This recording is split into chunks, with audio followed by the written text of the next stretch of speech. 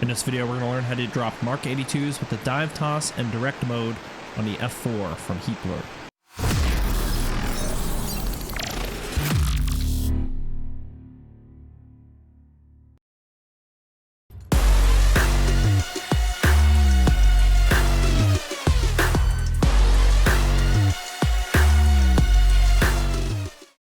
Hey everybody, welcome aboard the F4 Phantom from Heat Blur for DCS World, and today we're going to learn how to drop Mark 82 bombs with the direct mode and the dive toss mode.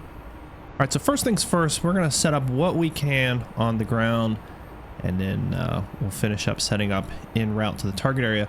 But one thing I want to talk about is the bombing table. Bring up the bombing table and we can move it around as necessary, but you're going to see there's a lot of options here that you can scroll with the scroll wheel through. You can't use the mouse. Obviously change the type of bombs that you're using, but we're gonna go with direct. Now, talking with people on the team who have then in fact talked to F4 crews, the reality was that a lot of these methods were created for scenarios that F4 guys were pretty much never going to enter. In fact, some of them were even nuclear in nature. If you look down, you'll see a nuclear button in there.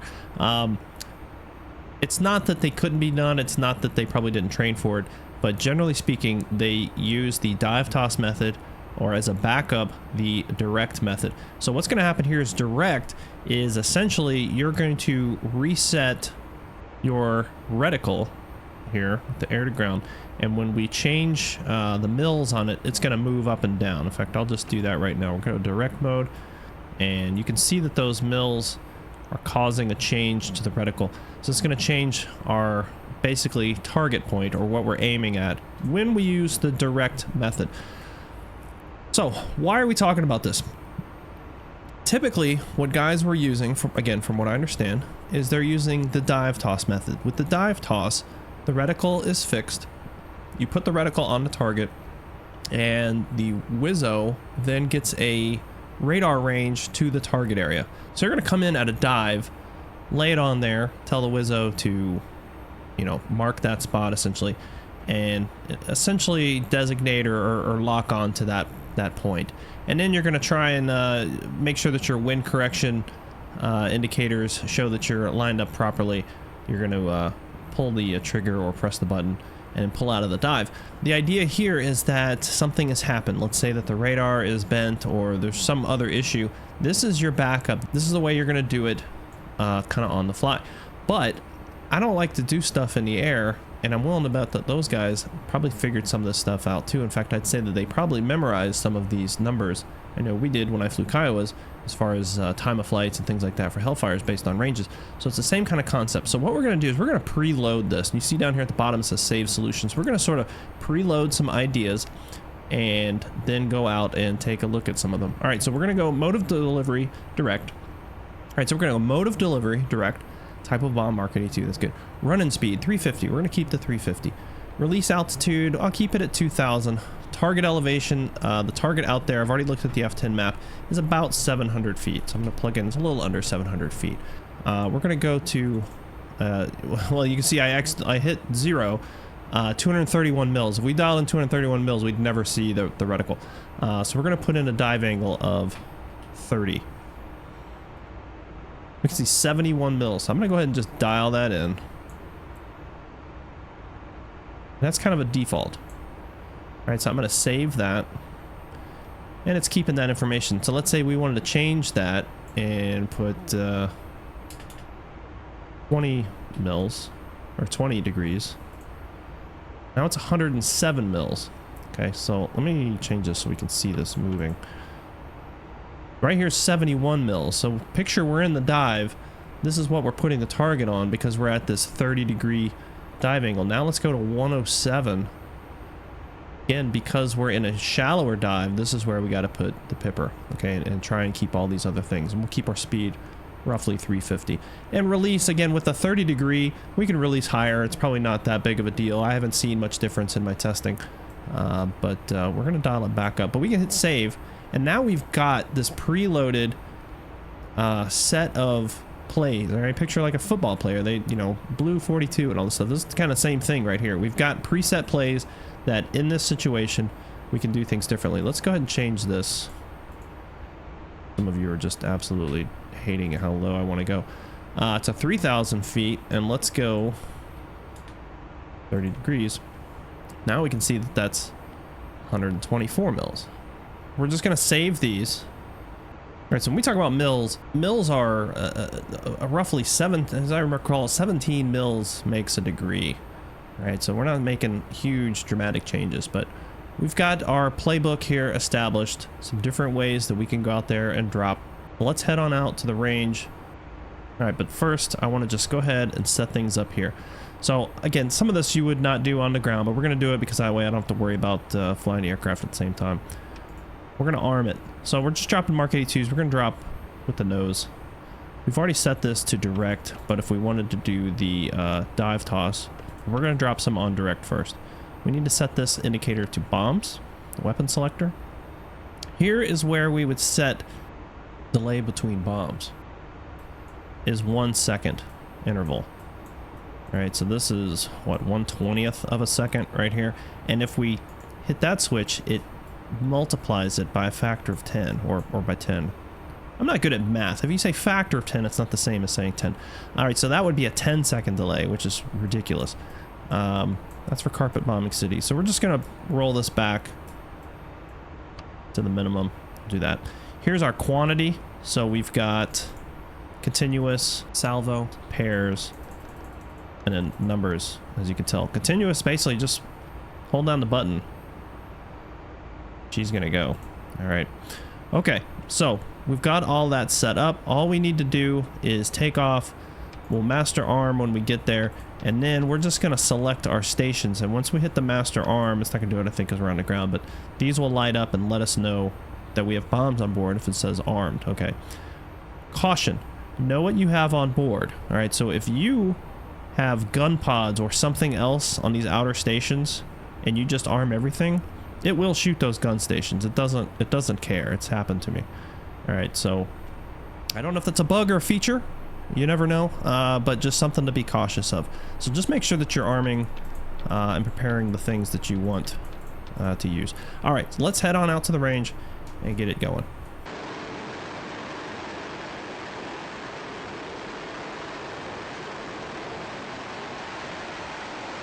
All right, so we're rolling in on the target area. We're at 12,500 feet. I've already selected my stations. I'm going to go master arm. I want to draw your attention to this switch right here.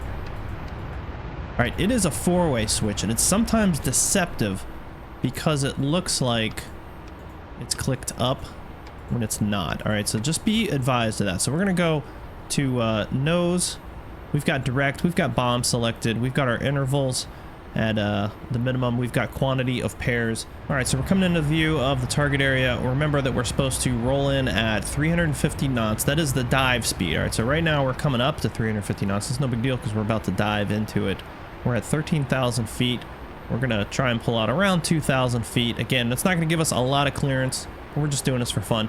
All right, target area is kind of in this canopy bow here, so I'm gonna ease back the throttle because I'm already at speed, and we're gonna roll in.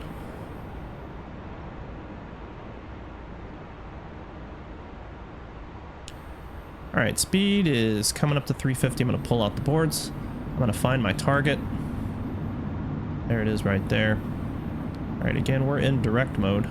Okay, next turn point is in. All right, we're at 7,000 feet. Just going to continue on down. Speed's good. 5,000. 3. And release. Board's coming in. Full power.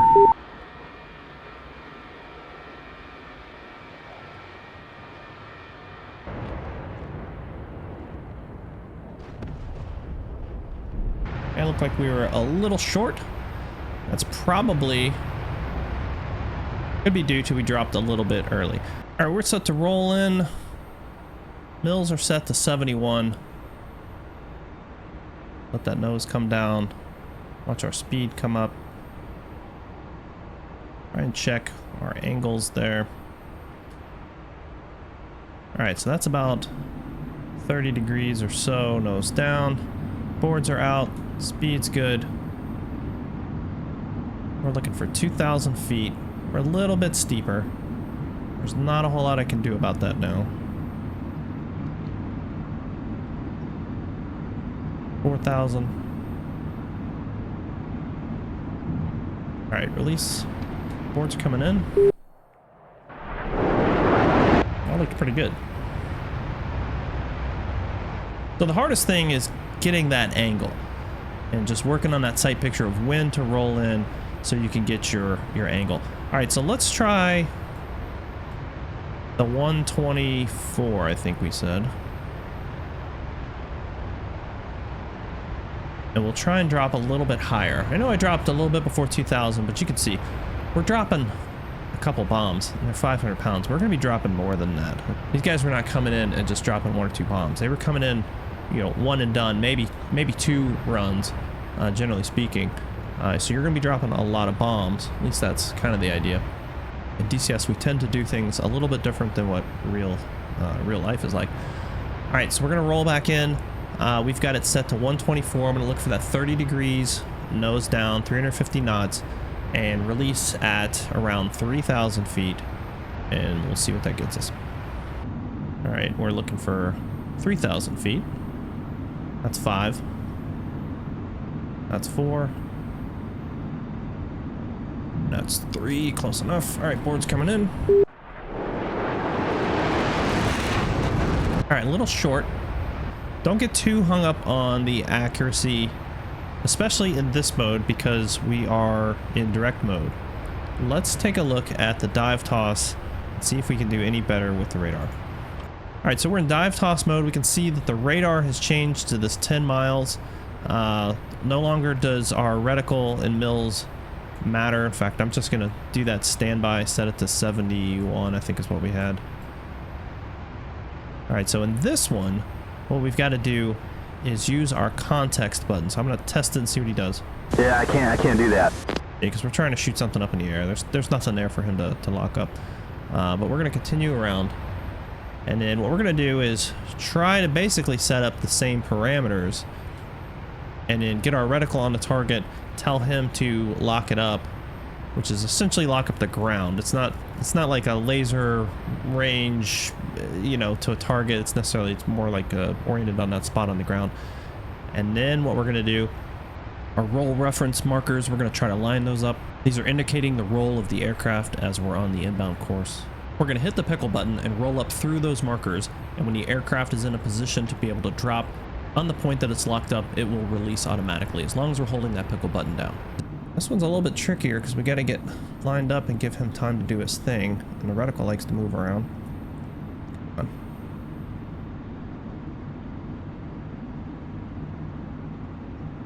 on. I'm captured. You know, I don't like that. I'm going to abort.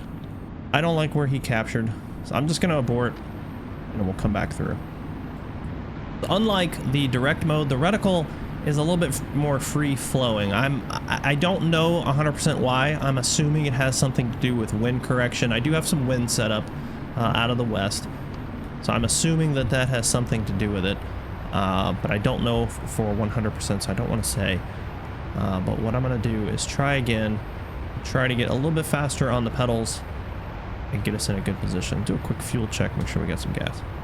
Now, I will say for the dive toss, it has been more successful to come in high. Definitely, you know, 13, 14,000 feet gives you time to get set up. I don't even remember how low I was when I set that one up. I may have been just a little too low and didn't give myself enough time. So I'm going to continue up and make sure that I'm at a low, above 13,000. I'm going to have to bust through these clouds, but that'll be fine. See that reticle just kind of floats around, so it's a little bit harder to get it where you want it. And captured.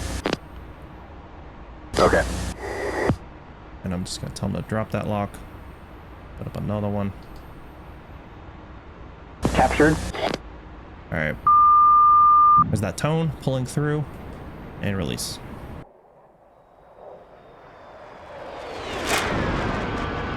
All right, so that was a much better hit.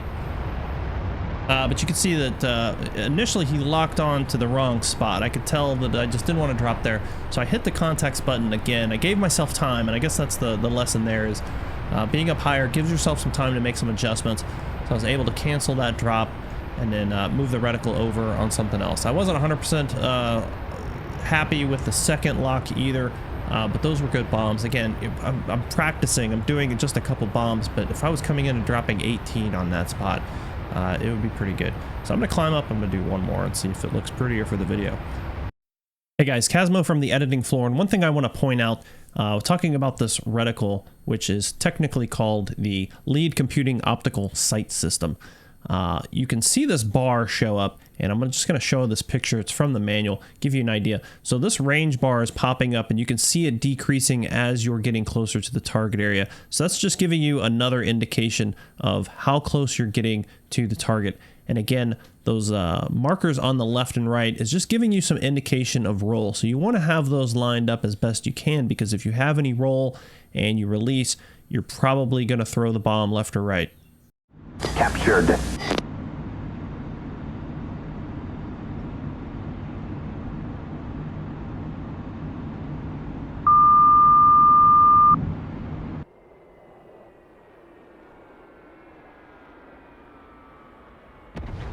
Wasn't a bad drop. Again, it's just something that's going to take some practice.